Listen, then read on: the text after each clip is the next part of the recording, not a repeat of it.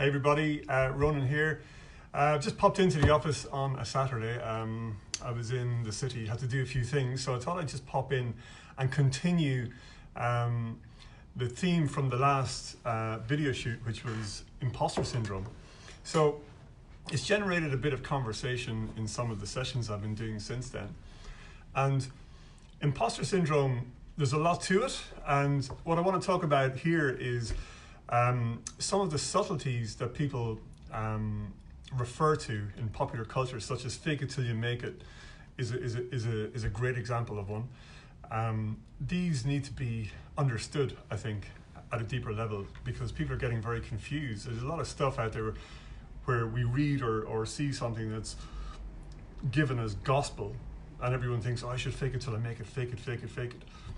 And that often leads to imposter syndrome. So I want to just give an example that came to mind from a session that I did about 5 years ago. It was an impromptu session. It wasn't scheduled. So here's what happened. I was at an event, a full day event. I was giving an event, and I was getting text messages and emails from a client at the time.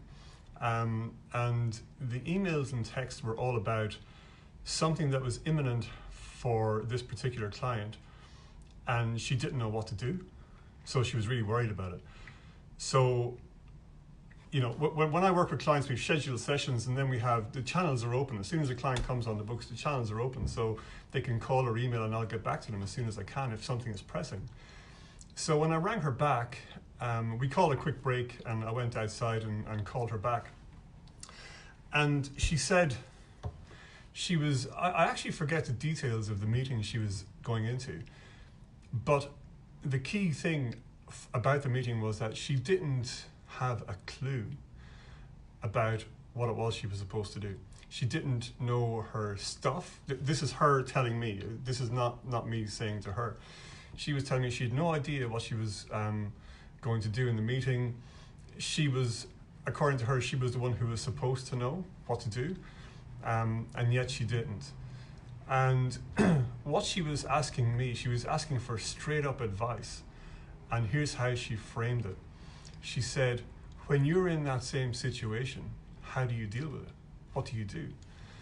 And my reply, and it took a little while for this all to get through, but my reply was, tell me a little bit about the content, what it is you're supposed to know about, and who are the people in the meeting, and why you're doing it in the first place, and how does it relate to your business and to your goals and all those things. And she said that the meeting she was going into was something that she felt she had to do. It was something she thought she had to do for her business. It was important for her business. But she didn't like it. She didn't know anything about it. It wasn't something she wanted to get into in the long term, all this kind of stuff. And so she was feeling, like she said, she was feeling like a fraud or like a fake. And she started talking about fake it till you make it. How do you, when you're in that situation, when you're going, she was asking me, when I'm going into a session or into a meeting and I haven't a clue what I'm talking about, what do I do? And so what I was trying to communicate to her on that call was that it doesn't happen. So I often go into a session where I don't know what's coming, okay? Which is very different from knowing what to do. And so the point I was trying to make to her was that I don't put myself in situations where I'm going in to meet somebody, a paying client, where I don't know what I'm talking about. It doesn't happen. And for about 5 minutes, she just wasn't able to accept that. She just wasn't able to accept that I would go in somewhere and not know. Sorry, she wasn't able to accept that I would go in somewhere and know what I was doing. She thought that I and other people, she thought this is how it worked, go into meetings and into sessions without a clue of what to do, of how to help, or any of our content, which is where she found herself. So she wasn't able to understand that actually people don't do that. And so what I said to her was, it doesn't happen that way. That's not how I do it. It's not how I recommend it to be done. And so we had a chat around it. And the point, there's a couple of things that came out of it. So one of the main things was she thought she was faking it till she made it. So I want to talk a little bit about that, because fake it till you make it can be detrimental to somebody, to their confidence and to their business, as much as it can be beneficial and help them be super successful. So what's the subtle difference? The subtle difference is this: if it's you, so meaning if what you're doing, if whatever you're doing, if you feel that this is you and this is who you are, then you're not faking it, right? So if you're feeling it's you and you're feeling it's something that you know a bit about, and you're going in and you're offering some value, and you're okay with feeling your way through the situation with one outcome at the front of your mind, which is to get an outcome for your client and to get the best possible ideas in the meeting, whatever it might be. If you're doing it that way, that's not faking it, right? Because you can be honest, you can be genuine, you can say, okay, you know, to know what we're talking about, we're 2/5 of the way there. So how do we get to 3/5? To have that kind of conversation is much different to somebody who's going in and saying, I haven't got a clue what I'm talking about, I don't know any content, I don't know how to help anybody. Because if somebody feels that way, they're going to be terrified. So in my mind, faking it till you make it does not mean doing something that is not you. It does not mean going into an environment that you don't want to be in, that isn't aligned with who you are or aligned to your business. Because what happens in that scenario is it actually accentuates the feeling of imposter syndrome. Meaning, if a person is doing something that is outside what they value, outside what they want to do, outside what they're all about, outside who they are, they're going to feel like it's not them, and that's going to generate a feeling of fraud or fakery or whatever. So if someone goes into that environment consistently and tries to fake it till you make it, fake it till you make it, fake it till you make it the whole way through, what they're doing is they're actually pushing themselves further away from who they are. So, and that becomes a vicious circle, actually, a vicious cycle. So to make it a virtuous circle or a virtuous cycle, and using fake it till you make it in that regard, what that means is certain things are already in place. Number one is you're clear on who you are and what you want and the service that you give. Great. Number two is you're clear on why you're doing it. Okay. That being the case, then there's a transmission between, let's say, her and her clients in that situation, where they're going to feel, they're going to sense that, yeah, she's here, she means it, she knows what she's doing to a certain extent, and all of us together are going to figure it out. So if you're faking something that isn't you, okay, that kind of fake it till you make it can get you in more trouble than maybe you were in before it. If you're faking it till you make it because it is you, meaning you're in the right zone, you're doing the right stuff, you care about your clients and you know most of it, then keep going, because that's part of the whole purpose. That's part of the whole reason. So that kind of faking isn't real faking. So I'm careful with this fake it till you make it thing, because I've seen it take people down pathways that are not them. So if it's a pathway you want to be on and you're learning your craft, your art, your trade, your profession, and it's something you're excited about, then there's no fakery. There is no fakery going on there. Okay, that's the most important thing. If it's not your craft or art or profession or trade that you want to do, and if it's not the place you want to be, faking it till you make it in that environment is just going to cause stress. It's going to cause pain. It's going to drop confidence, and it's going to make the next time you have to do it even more difficult. So fake it till you make it. Be careful about it. So just first of all, check, is this where you want to be? Is this what you want to do? Is this the business you're in? Do you care about the people you're helping? If you do, there's no fakery there. You're not faking. Okay, you're being genuine. So then you don't have to fake it. Then what you're doing is you're learning, you're helping people learn, you're finding solutions, you're looking for the best idea in the room perhaps. And so therefore it's not about you, it's about the best idea, for example, in that scenario.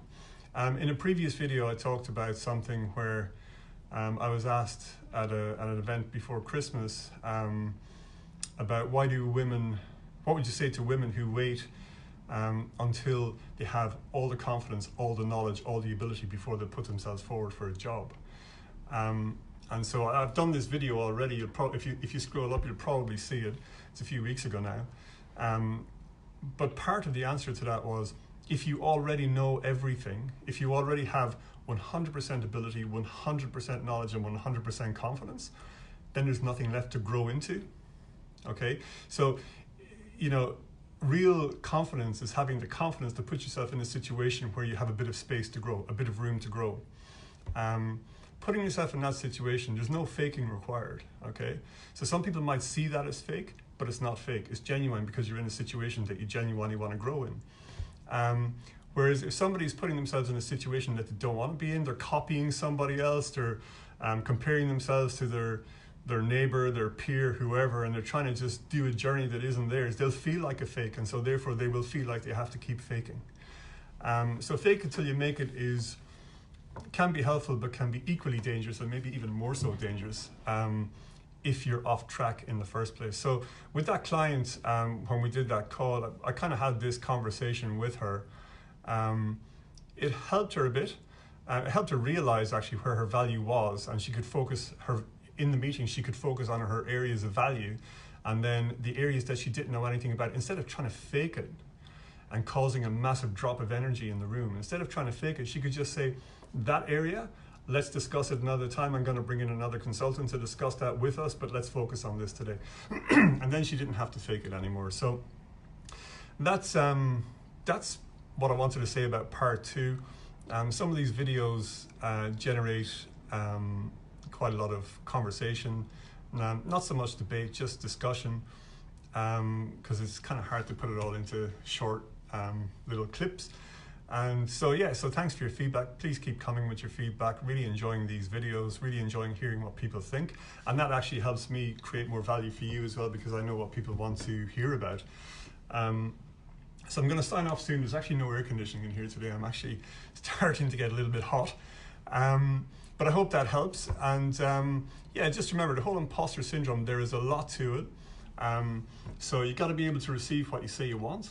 If you're putting yourself out there genuinely and this is the path you're on, then there's no imposter stuff going on at all. At the same time, we all feel like a little bit of an imposter when we start with something, because the learning curve could be very steep, and that's okay. So if it's you, if it's the right path for you, if it fulfills your values, you're not faking. You're not an imposter. You're not a fraud. It's genuine. And then the gap between where you are and where you need to be is the area that you need to grow into. That's actually the point, okay?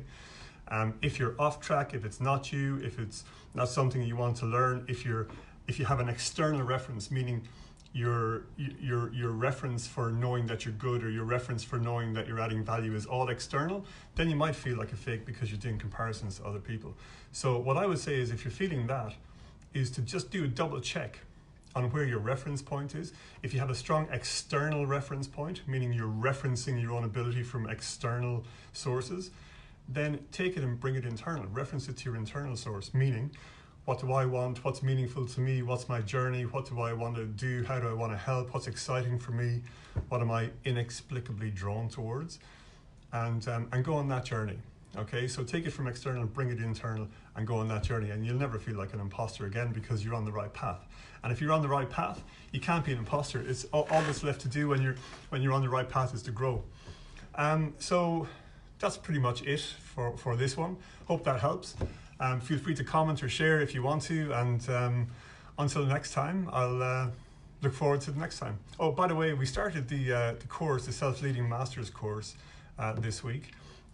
So did the first video call with the group on Friday. It went well, apart from some technical issues which seem to happen with me when I learn something new. That's okay, it's just the way it goes. But it's going well, and yeah, one of the big things that came out of that is when you're leveling up, okay, when you're going from one level to the next, it's scary, and it's meant to be, because the level that you're on is comfortable. You like it. You probably have friends and family who like you for being on it. You've got an environment that you know your way around.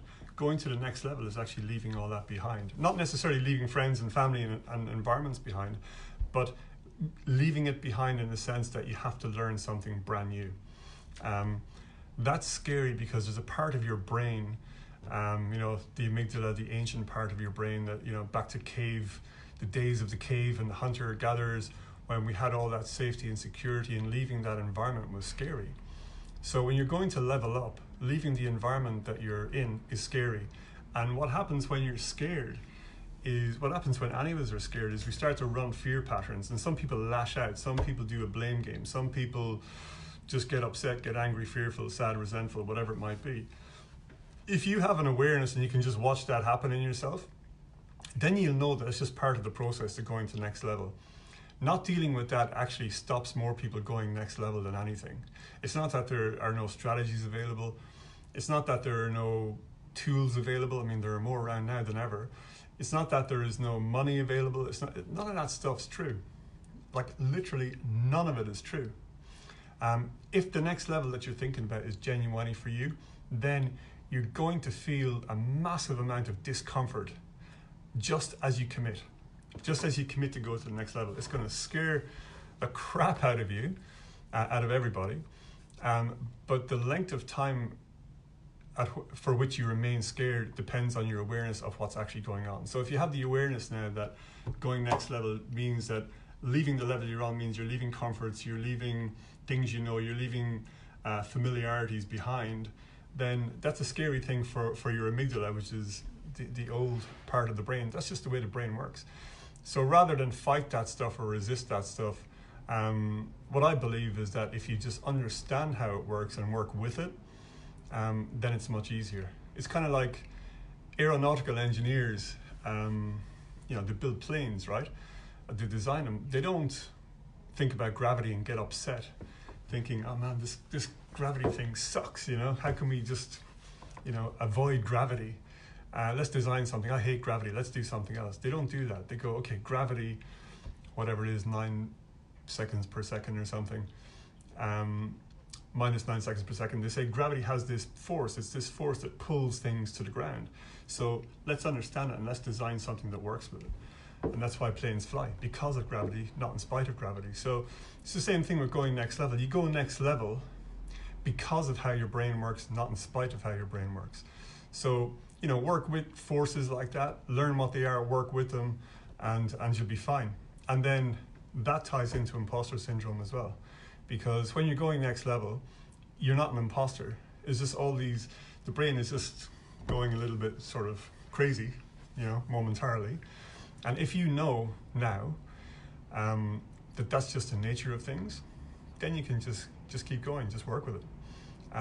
Go on the path that's the right one for you. You won't feel like an imposter, it's all growth. If you find like you're going on a path that isn't for you and you end up ringing me to ask questions like, how do I go and deal with situations that I don't want to be in or that I don't like or that I don't know anything about, you'll get the same answer. I don't do it because I don't put myself in those situations because it's a waste of time, it's a waste of my life. And I really recommend that, you know, if you think about it that way, you'll deal with imposter syndrome right now, and you'll probably be okay. Okay, I'll leave it there, and I got to go out and get some fresh air, and enjoy your weekend, everyone, and hopefully we'll do this again soon.